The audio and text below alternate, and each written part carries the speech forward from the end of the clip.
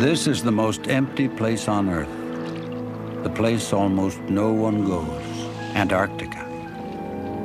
It's the last continent discovered by explorers, the last place to be charted and examined and understood, the last place to be inhabited.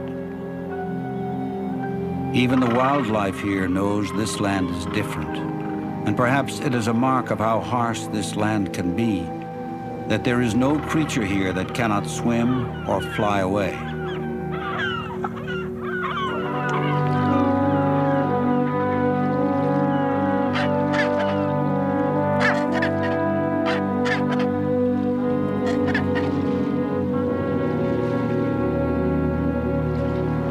This is the last continent on Earth, a refuge of sorts for wilderness and for explorers.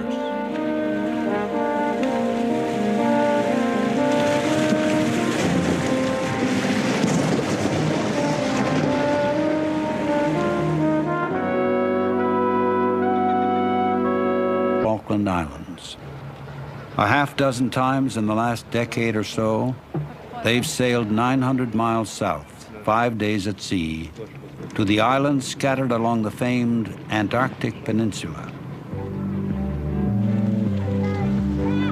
Other expeditions come here with millions of dollars and the power of governments to support them.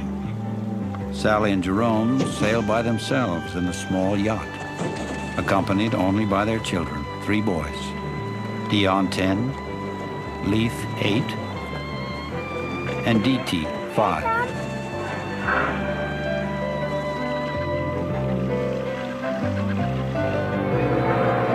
We're going on that one there.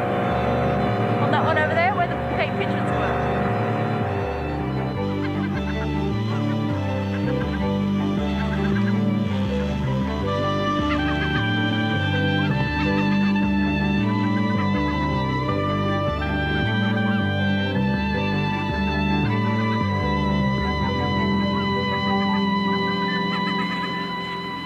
They trek on remote rocky islands, trying to learn more about this once unknown and foreboding continent of rock and ice, while there's still time to protect the unique balance of life that exists here.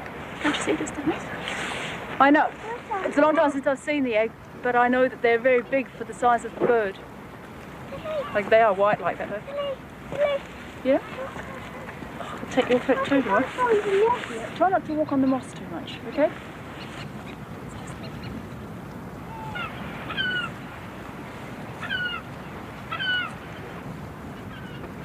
As usual, the Pensees are beginning this voyage in December. High summer and vacation time for the boys, when some days might get as warm as 40 degrees. This will not last long, the Pensees know.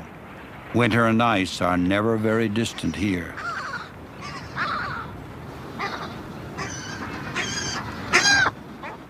Now development is coming too, as the Pensees will discover anew on this voyage. This last frontier is changing as never before.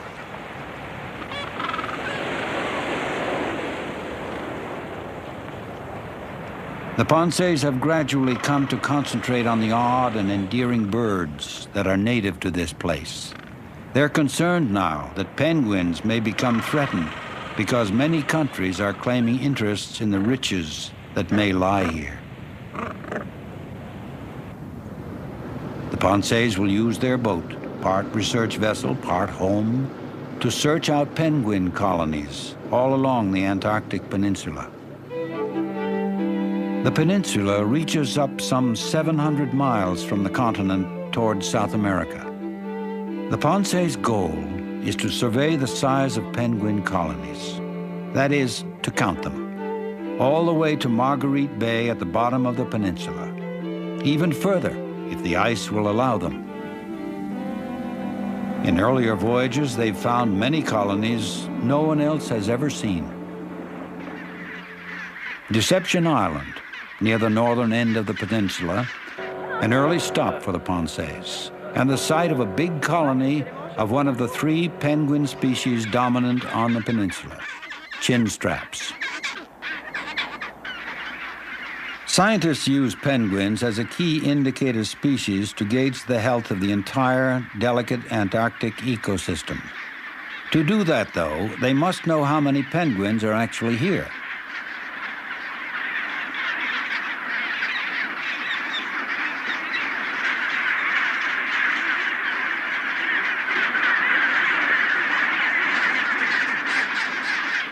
If the penguin population changes radically, the scientists will know something is wrong here.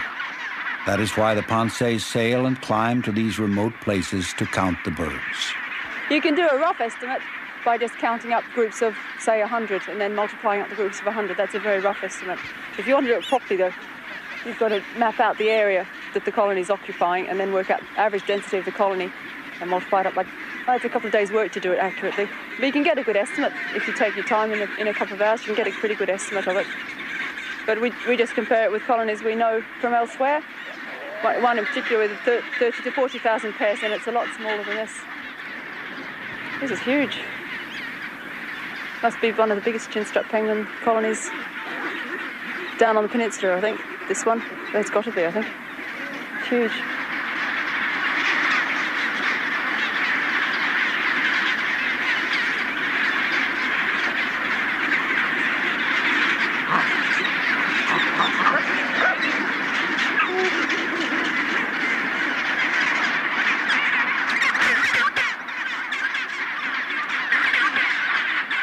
Chinstrap penguins seldom change mates, and they prefer to return to the same nest sites each year to hatch the young. The nests are rings of small stones set just out of pecking range of incubating neighbors.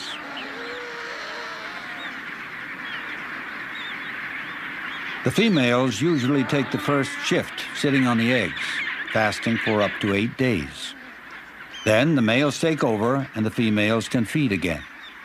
Some of the small shrimp-like krill they find at sea is regurgitated for the penguin chicks.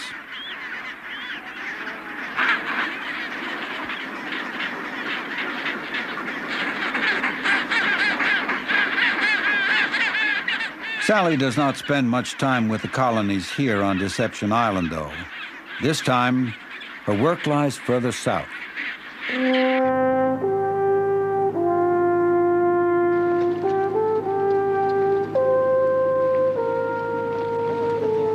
Jerome is French, Sally is Australian.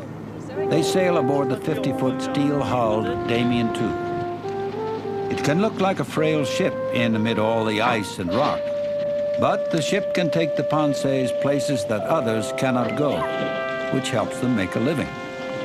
They charter the boat for scientists doing coastal surveys. Indeed, Jerome knows his way along this coast intimately. He first came here almost 20 years ago, accompanied by his friend Gérard Janichon, who has rejoined him for this voyage. It's unusual to sail in the Antarctic now, but it was truly extraordinary then. Theirs was the first yacht to sail the peninsula coast.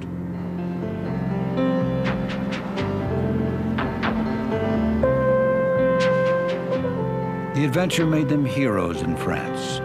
Fees from a book allowed each of them to build bigger and better versions of the first vessel. But new boats don't eliminate the 4-hour watches throughout this 2-month journey, or the sameness of stored food, or the confining conditions of life at sea. These things they simply get used to. But anyone who's lived on a yacht or on a boat, telling you get used to shifts, 4 hours on, 4 hours off, or whatever you happen to do, and it's just something you get used to. You can't have exactly what you want to eat or drink when you feel like it, or you can't wash every day if you want to, or you can't go down to the nearest pub for a drink just to get away from it. You just accept that. It might look difficult to people, but I can tell you, for Jerome, and perhaps less so for me, it's far more difficult. It would be far more difficult for him to have to get into a car every morning and drive to work.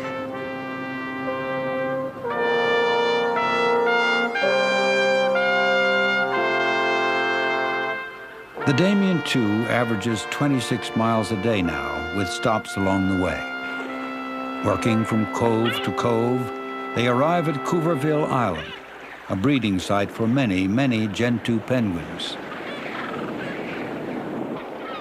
Their pelts are sleek as fur, but like all penguins, these are true birds. Short, thick feathers help insulate them from the cold, and at the same time lie close to the body to help the speedy swimmers in the water. This will be the first egg, because it's dirtier. Then this is the second. The second egg's supposed to be a bit smaller than the first, but they look about the same size, really. That one there, though, she's just about to get off that. You can really tell the difference there. The Gentoos are apt to form lifelong attachments among breeding pairs, although they are not so particular about which nest site they use from season to season. On the peninsula, it takes about 5 weeks for penguin eggs to hatch. The parents watch over them for another month or so, and then leave the chicks in large groups while the parents are off gathering food. 1 or 2 months later, the young penguins begin to feed on their own.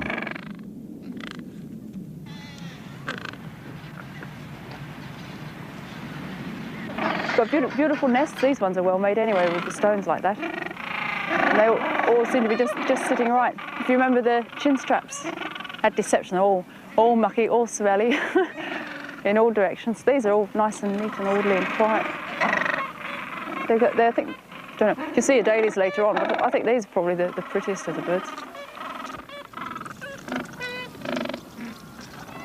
By now, Sally and Jerome have witnessed this cycle of penguin life many times, and still, Antarctica fascinates them.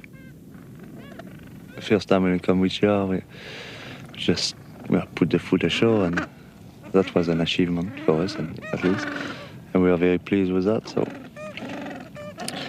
we've been a bit scared. We've been fighting to reach Antarctica. And the only thing you want after is come back a bit more confident and go a bit farther. This is what we have done, just going farther and farther, each time knowing a bit more. And when you start to know a place, it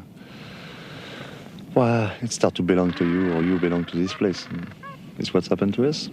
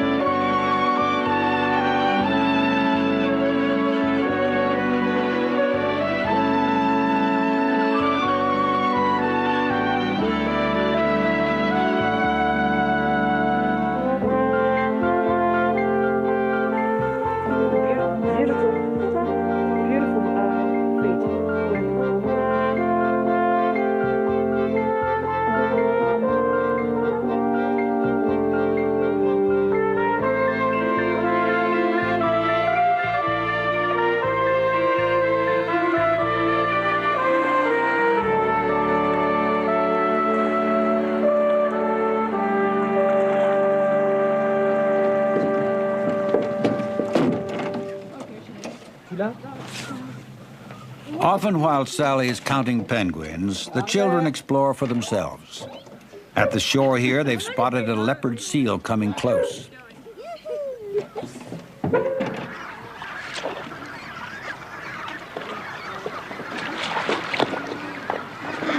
He's probably waiting for a penguin to come. Then when a penguin comes, he's probably going to get it. Penguins that survive to adulthood may live for 20 years. They're safe on land with practically no predators. But in the sea, there is danger from seals, especially the leopard seal.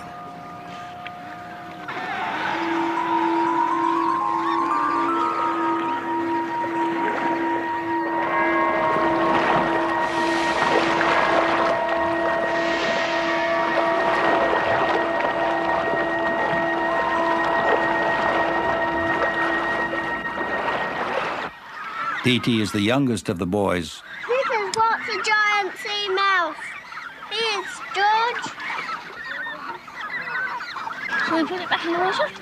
Leif, the middle boy, finds that this summer, geology has captured his attention. Dion is the oldest, a budding artist, with an interest in mechanical things also.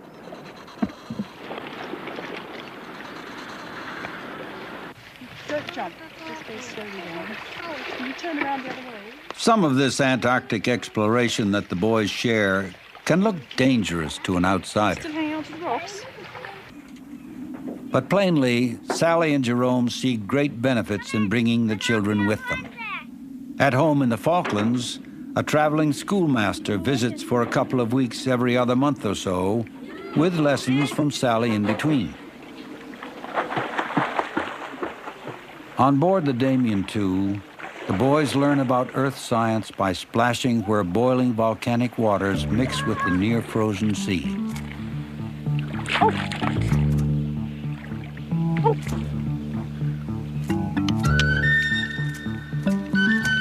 Boys bang away at rock, looking for gold, or fool's gold even, and making plans to get rich and buy firecrackers back at home. Look at that. That's a big lump of mica. Here, take it. There was enough money to buy all the devil daggers in the Falklands. No more, John. John, no more.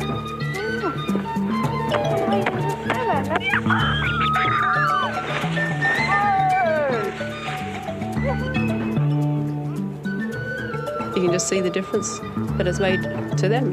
And coming down here for 3 months, I mean, you can see how many people they meet and what they're introduced to and what they're capable of learning. And there's no way, I mean, there are other ways of getting the same education or the same facts, but this is a very, very good way of getting it, you see.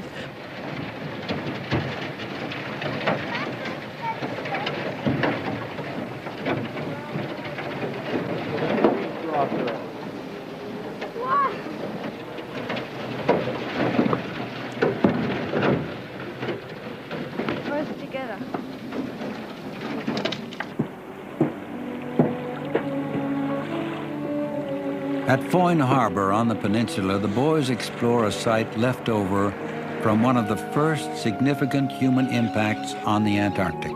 It's an old whaler's anchorage, where boats once filled casks with glacier water. The whalers are long gone. The whaling ship lies abandoned where it ran aground.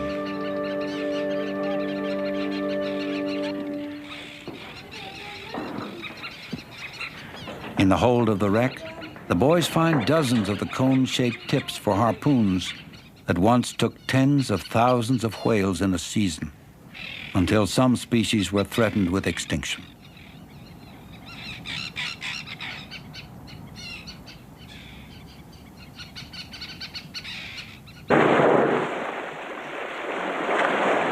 At last, international protest put a stop to commercial whaling. And there are signs that the animals may be recovering in the southern oceans. Yeah, you can see the ripples. Just there. We can't see. 3 humpbacks approach the ship. Their size and curiosity must have made them easy targets for the whalers. Here's one.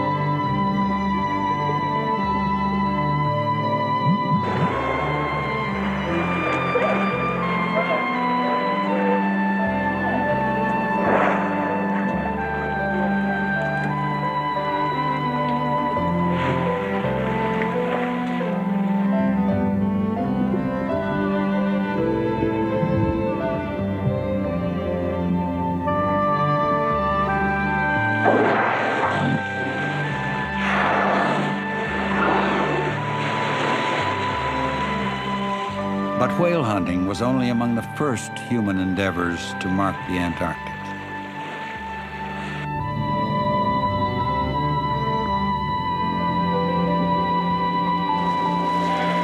Near Palmer Station, an American research site, Dion joins a party of skin divers from the base who are going to see what remains of one of the biggest environmental threats the continent has seen. Actually, we're surveying the wreck today to look for oil spills. And some of the oil leaks they plugged up with wooden bugs and splash zone last year. The divers are protected as much as possible by their dry suits, but the water is frigidly cold, 33 degrees. Early last year, an Argentine supply ship that doubled as a tourist boat ran aground. Passengers used home video cameras to take these pictures. Within hours, they were rescued, but 4 days later, the ship had turned on its side. The ship's cargo of diesel oil began to spill. A Chilean Navy ship arrived quickly to contain the damage, but it was a month before Argentine and American crews managed to seal the wreck. It had about 250,000 gallons on board, and they're estimating that about half of that, 125,000, came out when it rolled. It might have been worse if the ship had carried heavy black crude oil instead of diesel fuel. But still, scientists worry that their research will be affected because the once pristine area is no longer so pure. The wreck has gone through a single Antarctic winter, but the damage has been very severe. It's kind of like a beer can that's been totally crushed. And there used to be 2 helicopters there. There's no sign of them at all now, other than 2 tires. And the heli deck is mostly crushed. And there's no visible signs of oil leaking out anymore. Any cleanup operation would be difficult here. Indeed, all along the peninsula, it's clear that very often no one bothers to clean the mess that is left behind. The penguins hardly seem to notice, but nevertheless, many environmentalists are concerned that we may spoil the last really large wilderness left on Earth before we begin to understand it.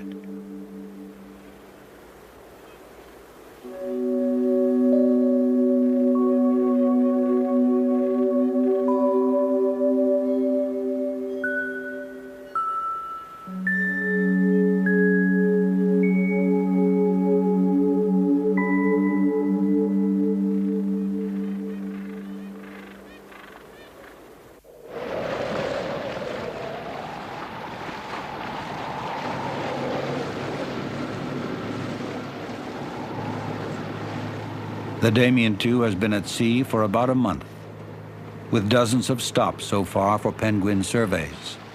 Now Jerome has set course for Dream Island, about halfway down the peninsula.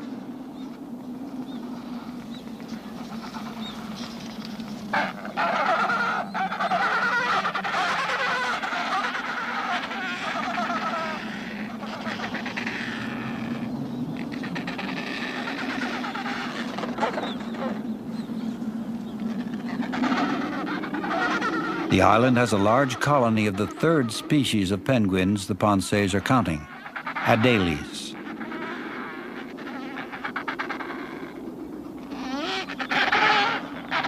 Look, 2 young males fighting. That's really good. That's fantastic up there. There are remarkable elephant seal colonies here also. And for the seals too, the Antarctic summer is the season of the young. Well, it's a bit slippery in all this muck, especially where the penguins have been. And I don't want you to fall in that. Oh, you're right, there's a weenie. They've been fed by their mothers until they're sort of round, slug-like things, really fat. And the mothers go off and leave them, and they have to survive on the reserves they've made during the feeding time. They're just on the mother's milk. And they lie around on the beaches in groups. They're really, really sweet. Children quite like them. They're very beautiful to look at that stage. As they get a bit older, they're not so nice.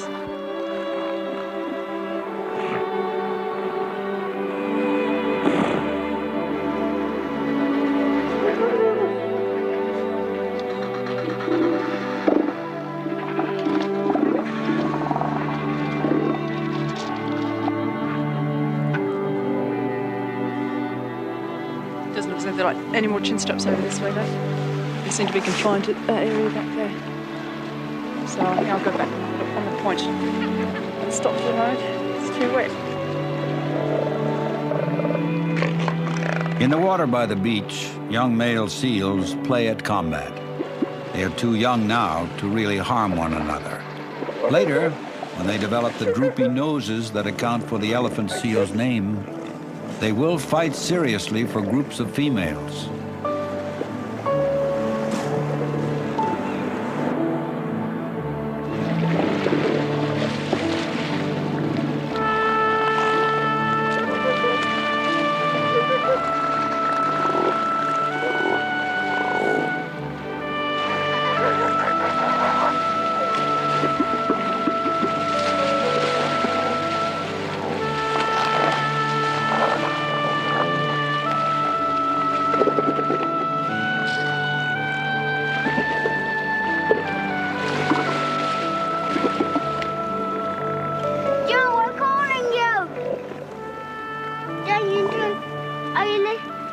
Going to come back, Joe? Hello, Daddy. Yes, I will come and get you now, okay? Okay. Come.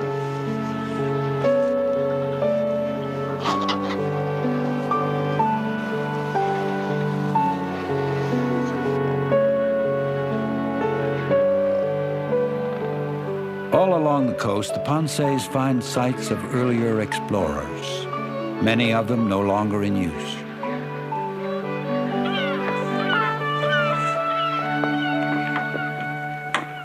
This cabin was once a research station, but it's been deserted for a long time. Inside, there are copies of letters and dispatches that are decades old. I shall be returning home about June and anticipate finding civilization somewhat bewildering.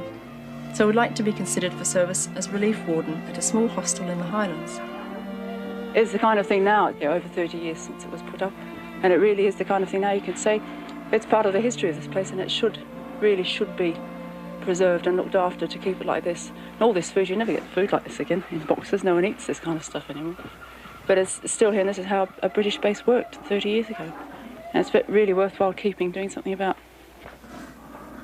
The men who lived and worked in bases like these were taking part in an extraordinary study effort in the Antarctic, led by a dozen countries during the International Geophysical Year, 1957. The scientists paved the way for governments to go on cooperating, and eventually there was an Antarctic Treaty. It's worked ever since to hold Antarctica as a scientific reserve. Today, tourist ships send groups like this one from New York's Museum of Natural History ashore to the sites where once only scientists went.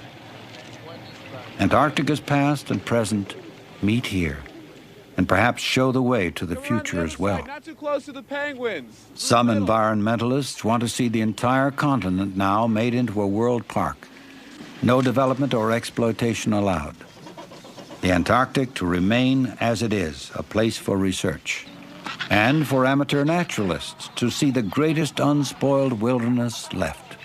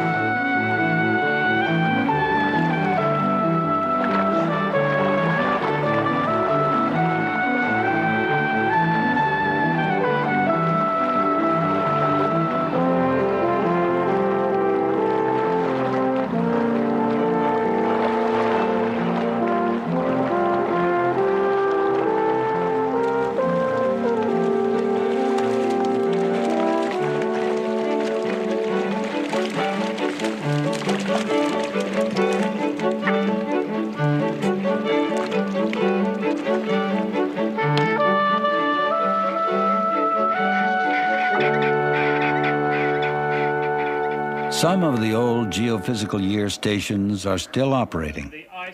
The British base Faraday, for instance, plays a role in researching the periodic huge loss of ozone in the atmosphere over the southern polar region. Further south, another British base, Rothera, serves as a headquarters for inland science projects that can only be reached by plane. The flights take off from a runway cleared from the glacier, with a path well marked so the aircraft doesn't slide into one of the nearby crevasses that split the surface.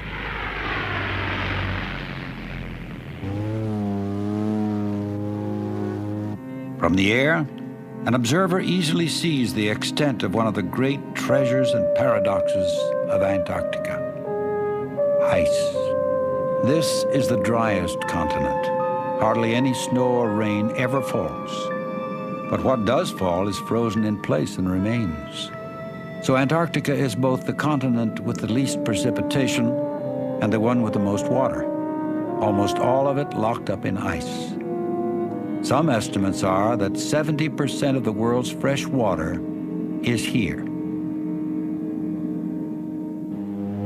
The ice here on the plateau also provides an ancient atmospheric record that's key to studying new phenomena such as the greenhouse effect. These operations are just underway. When full drilling begins, the scientists will be able to plunge the drill bit through centuries to see what changes have occurred over time.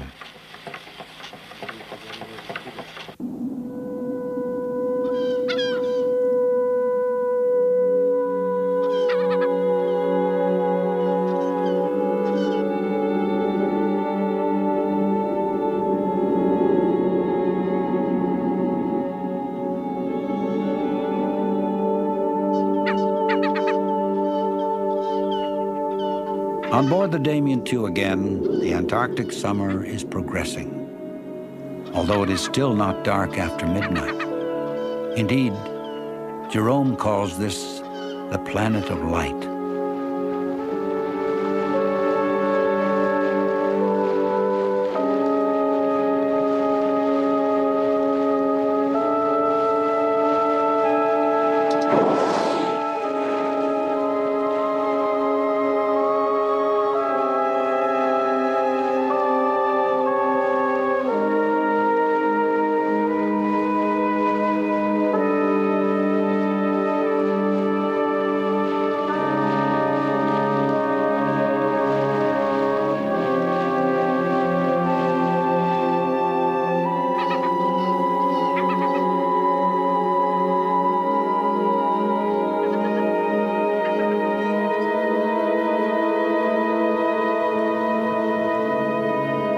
There are only a few stops left for the travelers, one of them a special place for Sally and Jerome. More than 10 years ago, on their first voyage to the Antarctic together, they decided to stay over in the long darkness of winter. They had only the Damien II for a base, frozen in a harbor, here at Avian Island. It was a really big surprise for us to see just how many penguins there were, or how many birds there were on that island. We're really surrounded by them. They found extraordinary life, including 70,000 Adelie penguins on the island. Avian is located at the top of Marguerite Bay, and it's the breeding ground for much of the bird life that lives and hunts throughout the Bay region. If something happened here, it could seriously affect bird life in the entire Bay Area. Besides the Adelies, there were giant petrels and cormorants, gulls, skuas, and every single bit of that island's covered in birds. And you're surrounded by birds, and you really do live part of that cycle of the summer season with them completely. I don't know, whoever comes here to look at the birds will realise that the giant petrels here are more wary than others anywhere else, really. I see. Perhaps. But the Ponces are disturbed to learn the birds may soon be sharing the island. A Chilean scientist from a nearby base is examining Avian as a possible site for future studies. don't. It depends what they want to do. If it's going to be... Sally and Jerome are beginning to worry that the many scientists and bases could soon overwhelm the fragile wilderness they have come to study.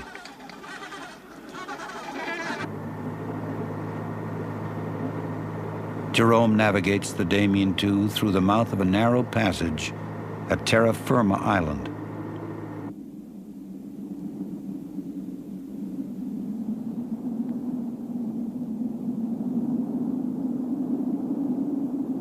They are very far south now, nearly at the base of the peninsula, where conditions are terribly harsh. Some years the sea is frozen solid here. The air is very cold. Nonetheless, small patches of grass and pearlwort flourish here. Unexceptional in any way, except that these are the southernmost flowering plants known to exist anywhere. The furthest outpost of green in a world that is almost all grays and blacks and ice white. It was the Ponce's who made this discovery and reported it to the scientific world, although they now realize this too may draw others. People have to realize what this is and realize how they can damage it if they come too close and how they can keep away and still enjoy it. There's a bit of a compromise to do in it, and you can't just ban people from coming to certain places all over just because they might damage it. They've got to be taught how not to damage it so that they can come in and enjoy it.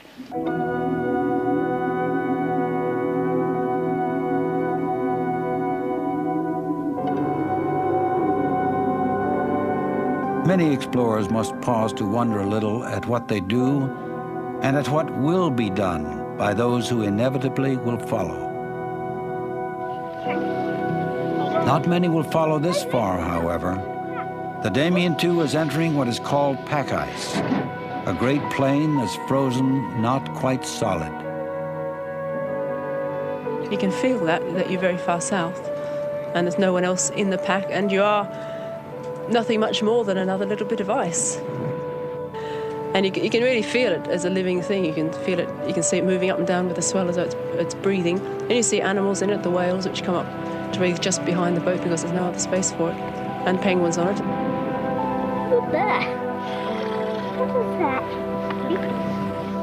Look how I took my nose. What do it? Bomba. I got right under the ice.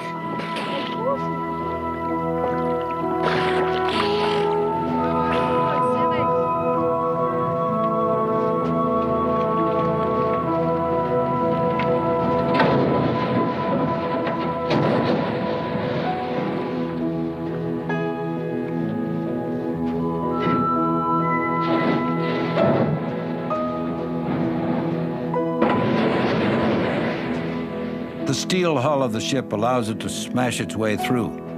The ice will get worse soon as it gets colder, and then it will not be possible to get through at all. Jerome must judge what is safe. Hey, look at the size of it, John. Look at the size of it. Oh, yeah, it's see.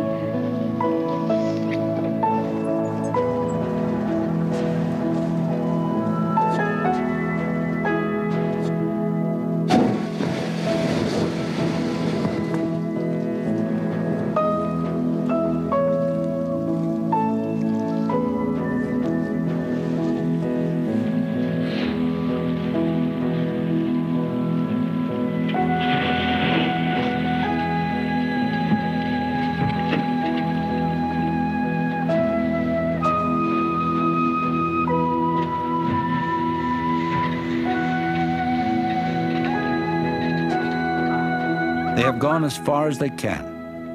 The Damien II must turn back toward King George Island.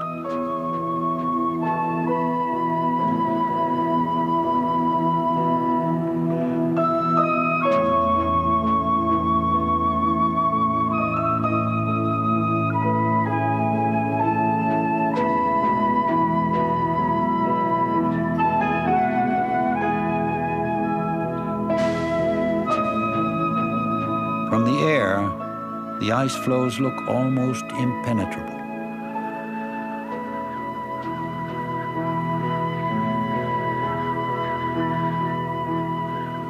once you've been through a really bad storm and just got out, or you had to go through a lot of ice and just managed to get through, and the next day's beautiful weather. Each time it's really very gratifying each time, and it's very satisfying, and you really feel as if you've earned what you've done. It's the feeling of it being very difficult here, and you've managed to win through in spite of that.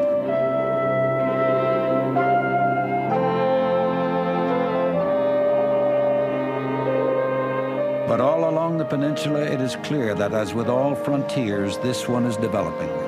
In the time since they left the British base at Rothera, perhaps the biggest cargo ship ever to come this far south has arrived and begun unloading bulldozers and rock crushers and housing for construction workers.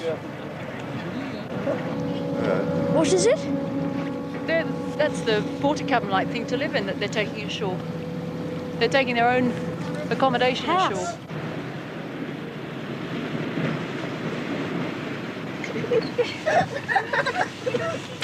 Well, I propose a whiskey for that. To celebrate the invasion of the Antarctic.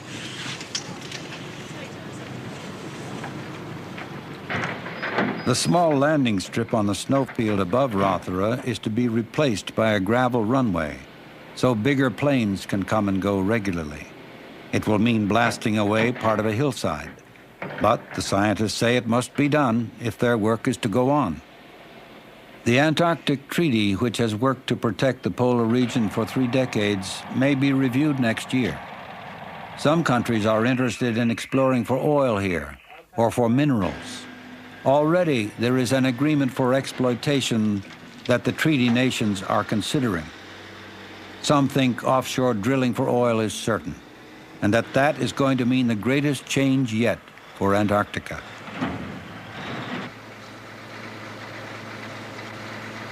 We are next to the first area, actually, where oil will be exploited. It's next to this sedimentary depot, so will be some oil rig somewhere here. And maybe this one will die covered with oil, like that. Or it will be starving, very hungry, because there will be no more food. After that will be our children. Meanwhile, building goes ahead, especially on King George Island, the Damien II's final destination.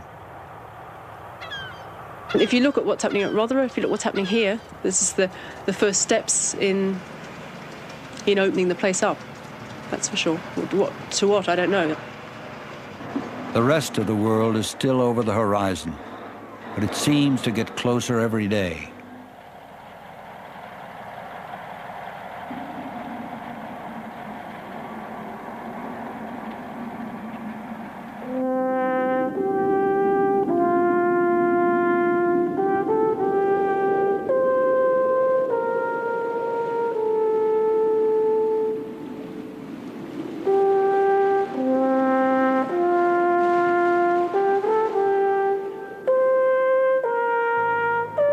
Frontiers are wild places.